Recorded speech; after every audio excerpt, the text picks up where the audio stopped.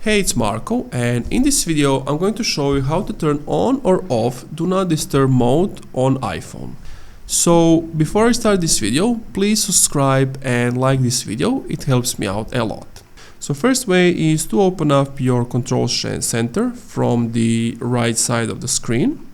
And as you can see, I have this on. If I were to long hold, here are all of my Do Not Disturb modes.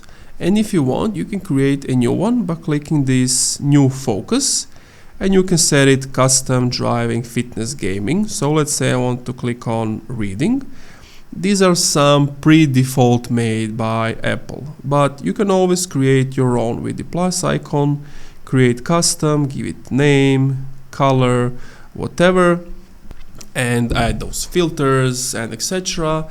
And then you can also use them on, turn them on, have them automatically turn on at a specific amount of time. That's all set in the settings I just showed you.